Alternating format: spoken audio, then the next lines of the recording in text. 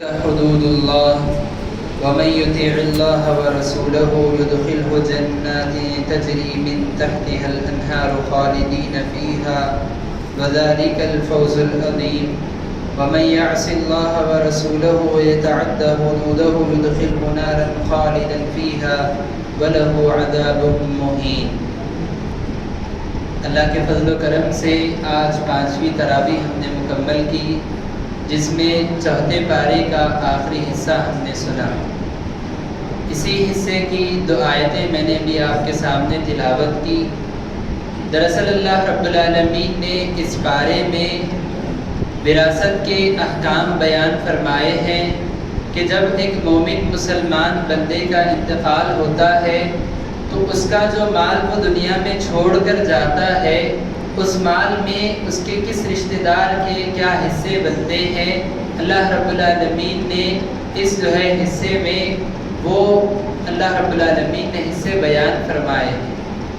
اللہ رب العالمین نے وارثین کے حقوق بتانے کے بعد کہ کس وارث کو کتنا حصہ ملے گا، یہ ساری تفصیل بتانے کے بعد اللہ رب العالمین نے یہ بات ارشاد فرمائی، دل کا حدود اللہ، یہ جو احکام بیان کیے گئے ہیں یہ اللہ کی حدیں ہیں، یہ اللہ رب العالمین کی بیان کردہ حدیں ہیں۔ وَمَن يُطِعِ اللَّهَ وَرَسُولَهُ يُدْخِلْهُ جَنَّاتٍ تَجْرِي مِن تَحْتِهَا الْأَنْهَارُ۔ اور اس کے بعد اللہ نے کہا کہ جو کوئی اللہ کی اور اللہ کے رسول کی اطاعت کرے گا، اللہ رب العالمین اسے ایسی جنتوں میں داخل فرمائے گا جن جنتوں کے نیچے سے نہریں بہہ رہی ہیں، جس میں وہ ہمیشہ ہمیش رہے گا، اور یہی دراصل بڑی کامیابی ہے، اللہ رب العالمین نے بتایا۔ اور اس کے برخلاف جو کوئی کرے گا، اللہ کی اور اللہ کے رسول کی نافرمانی کرے گا، اللہ نے کہا وَمَن يَعْصِ اللَّهَ وَرَسُولَهُ وَيَتَعَدَّ حُدُودَهُ يُدْخِلْهُ نَارًا خَالِدًا فِيهَا وَلَهُ عَذَابٌ مُهِينٌ۔ اور جو کوئی شخص اللہ اور اللہ کے رسول کی نافرمانی کرے گا اور اللہ کے حدوں کو پار کرے گا، اللہ رب العالمین ایسے شخص کو جہنم کی آگ میں ہمیشہ کے لیے داخل کر دے گا، اور اس کے لیے ذلیل کر دینے والا عذاب اللہ نے تیار کر رکھا ہے۔ اللہ رب العالمین نے وراثت کے احکام بیان کرنے کے بعد یہ 2 آیتیں نازل فرمائی، جس میں اللہ رب العالمین نے ہمیں بتایا ہے کہ جو شخص وراثت کے احکام کی پابندی کرے گا، جس کو وراثت میں جتنا حق ملنا ہے وہ حق دے گا، اللہ نے اس کے بارے میں کہا کہ اللہ اس کو جنتوں میں داخل فرمائے گا، اللہ رب العالمین اس کو نعمتوں میں ہمیشہ کے لیے داخل کر دے گا۔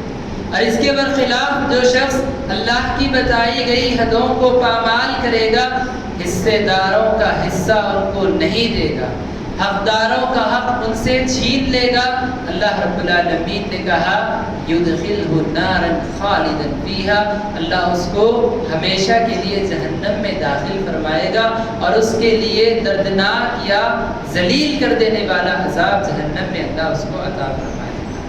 معلوم ہوا کہ وراثت کے جو حصے ہوتے ہیں شریعت میں اس کی بہت زیادہ اہمیت ہے۔ ایسا نہیں ہو سکتا کہ انسان نماز، روزے کا، زکوٰۃ، حج کا تو پابند ہے، لیکن وراثت کے معاملے میں گڑبڑ کر کے جائے اور اللہ کے نزدیک کامیاب ہو جائے، جنت میں داخل ہو جائے، ایسا نہیں ہو سکتا۔ انسان جہاں اللہ رب العالمین کے حق ادا کرنے میں، نماز، روزہ، زکوٰۃ، حج ادا کرنے میں پابندی کر رہا ہے، وہاں ضروری ہے کہ بندوں کا حق ادا کرنے میں بھی پابندی کرے۔ اللہ کا حق ادا کر کے بندوں کا حق مارنے والا اللہ کے نزدیک کامیاب نہیں ہو سکتا۔ ہمارے معاشرے میں یہ چیز دیکھنے میں آتی ہے کہ بہت سارے ایسے مسلمان ہیں، بہت سارے کہ آپ کہیں کہ اکثر مسلمان ایسے ہیں جو وراثت کے حصوں میں حقداروں کا حق ان کو ادا نہیں کرتے، اور اکثر اس میں 2 قسم کی غلطیاں ہوتی ہیں۔ پہلی غلطی یہ ہوتی ہے کہ آدمی اپنی زندگی ہی میں اپنا مال سارا تقسیم کر دیتا ہے وراثت بنا کر، آدمی اپنی زندگی میں ہی اپنے بیٹوں کے درمیان، اپنے جو اولاد ہیں ان کے درمیان اپنا مال تقسیم کر دیتا ہے اپنی وراثت کہہ کر۔ یاد رکھیے، وراثت اسلام میں اس مال کو کہا جاتا ہے جو انسان کے مرنے کے بعد اس کے پاس باقی رہتا ہے۔ زندگی میں انسان وراثت کہہ کر بانٹ دے، یہ انسان کی غلطی ہے۔ اس سے کیا ہوتا ہے؟ ایک تو یہ چیز ہوتی ہے کہ انسان اپنی زندگی میں اپنا مال بانٹ کر خود کنگال ہو جاتا ہے۔ جو بیٹوں کو اس نے اپنی جائیدادیں دی، اب ان کے ٹکڑوں پہ پلنے کے لیے مجبور ہو جاتا ہے۔ یہ بیٹا یہاں سے نکال کے وہاں بھیج دیتا ہے، وہ بیٹا وہاں سے نکال کے وہاں بھیج دیتا ہے۔ یہ حال ہو جاتا ہے اس انسان کا جس نے ساری زندگی محنت کر کے دولت جمع کی۔ تو اسلام میں یہ بات بتائی گئی ہے کہ وراثت وہ مال ہے جو انسان کے انتقال کے بعد باقی رہ جاتا ہے۔ زندگی میں مال کو تقسیم کرنا اسلام میں بات نہیں بتائی گئی۔ اور دوسری جو غلطی معاشرے میں اکثر ہوتی ہے وہ یہ ہے کہ اولاد میں بیٹے یہ سمجھتے ہیں کہ بیٹیوں کے نکاح میں بہت سارا مال خرچ کیا گیا، وہ ان کا حصہ تھا، اب جو باقی رہ گیا یہ ہمارا حصہ ہے۔ بیٹیوں کو جو ان کے نکاح میں دیا گیا، ان کے لیے سونا خریدا گیا، ان کی شادی پہ خرچ کیا گیا، وہ ان کے لیے ان کا حصہ ختم ہو گیا۔ اب جو باقی رہ گیا، جو گھر ہے، جو ماں باپ کے پاس موجود مال ہے، جو ان کے پاس موجود سونا ہے، یہ بیٹوں کا حصہ ہے اور بیٹے اپنے درمیان تقسیم کر لیتے ہیں۔ یاد رکھیے، یہ دوسری غلطی ہے جو کفار سے مسلمانوں میں داخل ہوئی۔ کافروں کے نزدیک جہیز کا جو مال دیا جاتا ہے وہ سمجھتے ہیں کہ جہیز دینا بیٹی کا حق ہے، بیٹی پرایا دھن ہے، وہ لے کر وہ نکل جائے گی، اس کا حق ختم ہو جائے گا، اور جو باقی رہ جائیں گے اولاد، وہ بیٹے رہیں گے، ان کو جو ہے وراثت میں حصہ ملے گا۔ مسلمانوں میں یہ چیز نہیں ہے، کفار میں یہ چیز تھی۔ ہندوستان میں رہ کر ہندوؤں سے یہ چیز مسلمانوں نے حاصل کی ہے، جو کہ غلط ہے۔ اسلام نے یہ بتایا ہے کہ انسان کے مرنے کے بعد بیٹوں کو اگر ایک حصہ ملتا ہے تو بیٹی کو آدھا حصہ ملے گا۔ مان لیجئے کہ ایک بیٹے کو 1,00,000 روپئے وراثت میں سے مل رہے ہیں تو بیٹی کو 50,000 ملیں گے، اس سے کم بیٹی کو نہیں ملے گا۔ لہذا ہمیں چاہیے کہ ہم اولاد کے درمیان یہ جو حقوق ہیں، وراثت کے جو یہ حصے ہیں، اس کی تقسیم میں ہم ہمیشہ احتیاط کریں۔ اور ایک غلطی یہ بھی ہوتی ہے کہ جو ہے وراثت میں باپ اپنے اس بیٹے کو سارا مال دیتا ہے، یا والدین اپنے اس جو ہے بیٹے کو، اپنی اس اولاد کو سارا مال دے دیتے ہیں جن کو وہ زیادہ چاہتے ہیں۔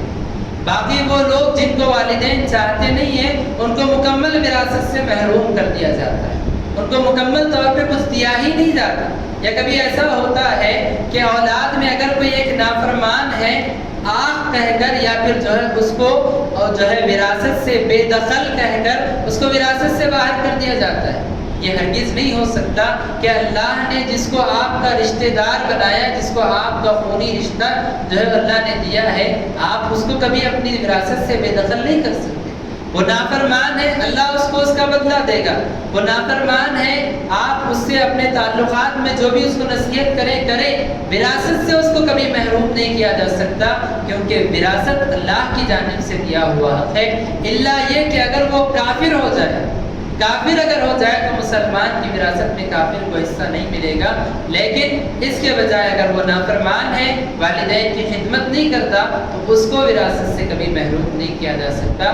معاشرے میں یہ چیز اکثر دیکھنے میں آتی ہے۔ اللہ کے نبی صلی اللہ علیہ وسلم نے کہا، اتقوا اللہ واعدلوا بین اولادکم، اللہ سے ڈرو اور اپنی اولاد کے درمیان انصاف کیا کرو۔ اللہ سے ڈرو اور اپنی اولاد کے درمیان انصاف کیا کرو۔ ایک مرتبہ ایک واقعہ اللہ کے نبی صلی اللہ علیہ وسلم کے زمانے میں پیش آیا۔ ایک صحابی جن کا نام نعمان بن بشیر تھا، ان کے والد جو تھے بشیر، وہ چاہ رہے تھے کہ اپنی اولاد میں سے نعمان کو کچھ ہدیہ دیں، کچھ تحفہ وہ دینا چاہ رہے تھے اپنے بیٹے نعمان کو۔ ان کی بیوی نے کہا کہ تم صرف نعمان کو دے رہے ہو، باقی اولاد کو نہیں دے رہے ہو، مجھے معاملہ صحیح نہیں لگ رہا، تم جا کے اللہ کے نبی سے یہ معاملہ ذکر کرو، اللہ کے نبی اگر اس پر گواہ بن جائے تو تم دو، اگر اللہ کے نبی اس کو جو ہے اگر اللہ کے نبی نہ مانے تو تم یہ دے نہیں سکتے۔ وہ گئے بشیر رضی اللہ عنہ اللہ کے نبی کے پاس جا کر کہا کہ اللہ کے نبی یہ معاملہ ہے، میں ہدیہ اپنے بیٹے نعمان کو دینا چاہ رہا تھا، اس کی ماں نے کہا کہ باقی اولاد کو نہیں دے رہے ہو تو جاؤ اللہ کے نبی کے سامنے معاملہ ذکر کرو، اللہ کے نبی میں آپ سے اس کے بارے میں آپ کو کہتا ہوں کہ آپ اس پر گواہ بنیے۔ نبی صلی اللہ علیہ وسلم نے اس وقت یہ حدیث ارشاد فرمائی اور کہا کہ جاؤ کسی اور کو اس پر گواہ بنا لو، میں اس پر گواہ نہیں بن سکتا کیونکہ اس میں ناانصافی ہے۔ اور کہا اللہ کے نبی صلی اللہ علیہ وسلم نے اللہ سے ڈرو اور اپنی اولاد کے درمیان انصاف کرو، کیا تم یہ چاہتے ہو کہ تمہاری اولاد تمہاری فرمانبرداری نہ کرے؟ یعنی اگر انصاف نہ کیا جائے اولاد کے درمیان، جس کے ساتھ ناانصافی ہوگی کبھی والدین کا حق وہ بھی ادا نہیں کرے گا۔ لہذا ہمیں چاہیے کہ وراثت کے جو حصے اسلام میں بتائے گئے، حقداروں کے جو حقوق بتائے گئے وہ حق ادا کرنے کی ہم کوشش کریں۔ اللہ سے دعا ہے کہ رب العالمین ہم تمام کو اللہ کا حق ادا کرنے والا اور بندوں کا حق ادا کرنے والا بنائے، آمین۔ وآخر دعوانا الحمدللہ رب العالمین۔